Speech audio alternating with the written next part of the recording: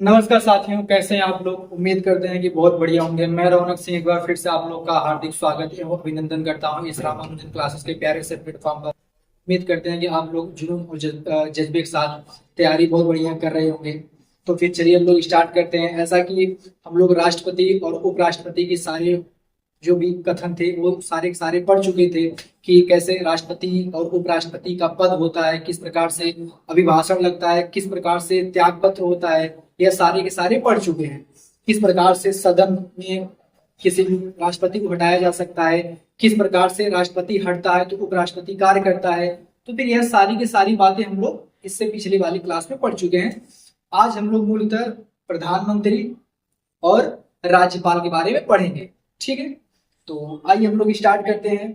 तो फिर एक प्यारे से जज्बे के साथ शुरू करेंगे। तो चलिए, तो सबसे पहले पहले ये अनुच्छेद 74 यह बताता है कि मंत्रिपरिषद में प्रमुख प्राइम मिनिस्टर होगा। तो इसका एक प्रकार से कहने का मतलब यह है कि राष्ट्रपति को सलाहकार के लिए मंत्रिपरिषद का एक संगठन होता है और उस संगठन में, उस मंत्रिमंडल में जो हमारा प्रधानमंत्री होता है वह सबसे प्रमुख होता है। यानी कि राष्ट्रपति का जो सलाहकार होता है वो मंत्रिपरिषद होता है और मंत्रिपरिषद का प्रमुख प्रधानमंत्री होता है। क्योंकि हम लोग राष्ट्रपति वाले क्लास में ही पढ़े थे कि यह प्रधानमंत्री का दायित्व होता है कि सारी जानकारियां उसको राष्ट्रपति को उपलब्ध कराए। तो अनुच्छेद 74 यही बताता है कि एक मंत्रिपरिषद का समूह होगा, संगठन होगा जो कि राष्ट्रपति के सलाहकार के लिए होगा और उसका प्रमुख प्रधानमंत्री होगा। तो यह हमारा अनुच्छेद 74 बताता है। फिर आर्टिकल 75 यह बताता है मंत्रियों की नियुक्ति। तो मंत्रियों की नियुक्ति भैया इस प्रकार होती है कि प्रधानमंत्री के सिफारिश पर राष्ट्रपति के द्वारा कराई जाती है। एक प्रकार से प्रधानमंत्री ही करती है, मतलब राष्ट्रपति एक प्रकार से उसका मुहरा होता है। तो सारे कारनामे हमारे प्रधानमंत्री करते हैं, लेकिन राष्ट्रपति एक प्रकार का मुहरा होता है। तो प्रधानमंत्री के सलाहकार को राष्ट्रपति ही मंत्रियों की नियुक्ति करते हैं। तो यह आर्टिकल 75 बताता है। अब इसमें यह होता है कि मंत्रिपरिषद की संख्या कितना रखनी होती है।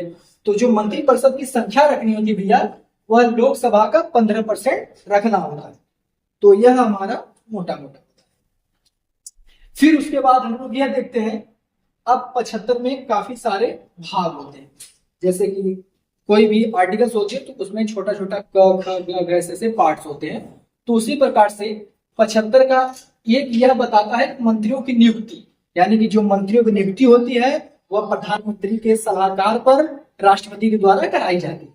फिर उसके बाद इसमें यह बताया जाता है कि कुल मंत्रिपरिषद की जो संख्या होती है वह लोकसभा का 15%।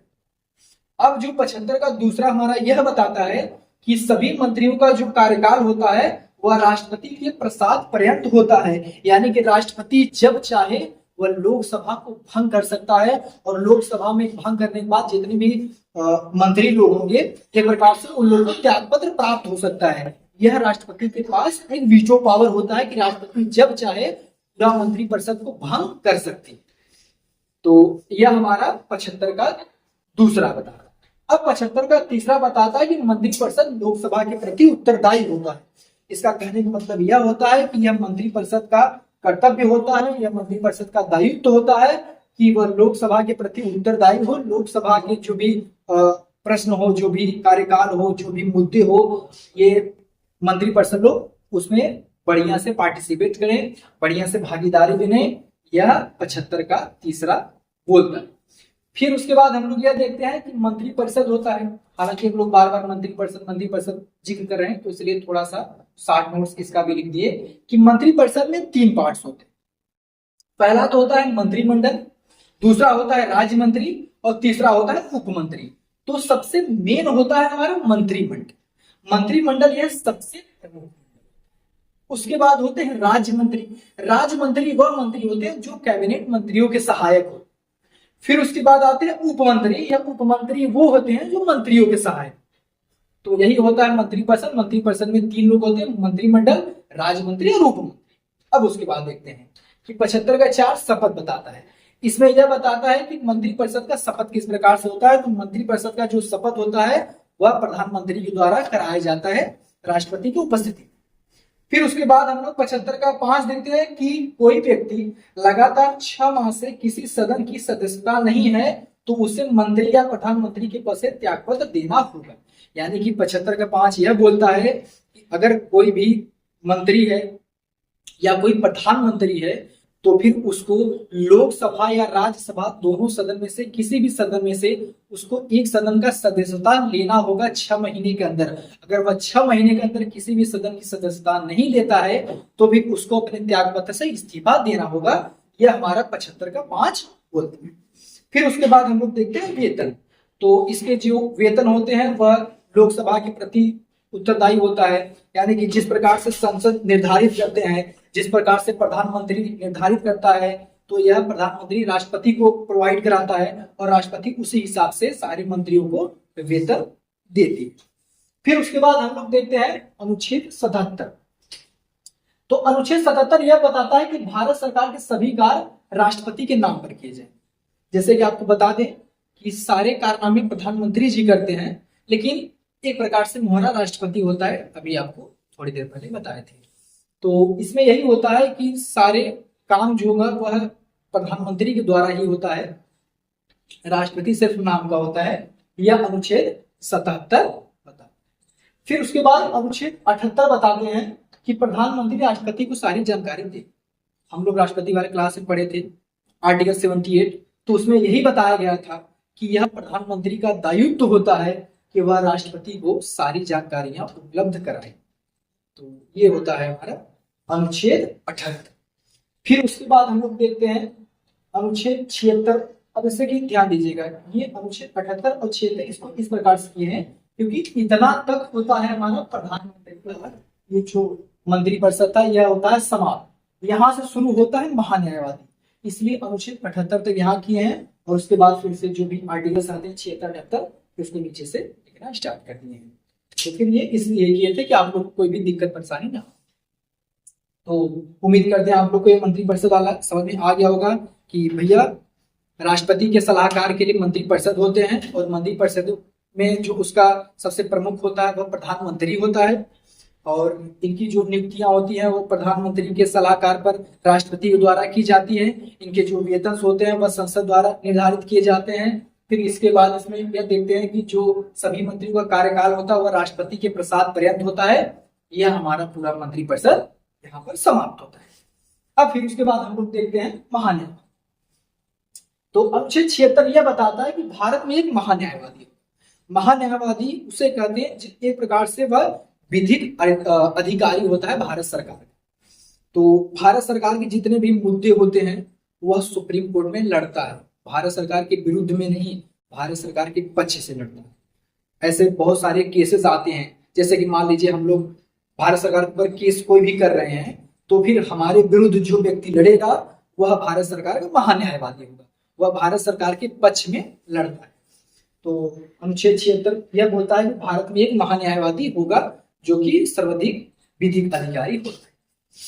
फिर अनुच्छेद 78 यह बताता है कि भारत की संसद के किसी सदन की कार्रवाई में भाग ले सकता है परंतु मतदान नहीं कर सकता है। यानी जो हमारे महान्यायवादी होंगे वह संसद के दोनों सदन यानी कि लोकसभा या राज्यसभा दोनों सदनों में से किसी भी सदन में पार्टिसिपेट कर सकते हैं, मुद्दे चर्चे में भाग ले सकते हैं परंतु उस पर मतदान नहीं कर सकते हैं। यह हमारा अनुच्छेद 78 बताता है। फिर उसके बाद अनुच्छेद 153, अब यहाँ पर आपका महान्यायवादी होता है समाप्त। अब इसमें महान्यायवादी में सेम केसेस वही होता है कि महान्यायवादी का योग्यताएं क्या होती हैं। तो इसका मूलतः योग्यताएं वही होती है कि यह हाई कोर्ट में कम से कम 5 वर्ष तक जज रहे हों या फिर सुप्रीम कोर्ट में 10 साल तक वकालत लड़े हों, तो फिर वह महान्यायवादी बन सकता है। महान्यायवादी की नियुक्ति कौन करता है? महान्यायवादी की नियुक्ति राष्ट्रपति में। ठीक, अब उसके बाद हम लोग देखते हैं अनुच्छेद 153। तो अब यहाँ पर तो महान्यायवादी होता है समाप्त। महान्यायवादी में सिर्फ बहुत ज्यादा परीक्षाओं नहीं आते हैं, इसमें थोड़ा सा पूछ लेता है कि महान्यायवादी की योग्यताएं क्या होती हैं। तो आप बता दीजिएगा कि हाई कोर्ट में कम से कम 5 साल का जज या फिर सुप्रीम कोर्ट में 10 साल तक वकालत हो और वह भारत का नागरिक हो। और दूसरी बात यह होता है कि इसकी जो नियुक्ति होती है वह राष्ट्रपति द्वारा की जाती है। आर्टिकल्स हो गया अनुच्छेद 76 कि भारत में एक महान्यायवादी होगा जो कि भारत सरकार के पक्ष में सुप्रीम कोर्ट में वकालत लड़ता है, केस लड़ता है। वो तो वकील है, वकालत वाला तो उसका कार्य हो गया। फिर उसके बाद हम लोग देखते हैं अनुच्छेद 153।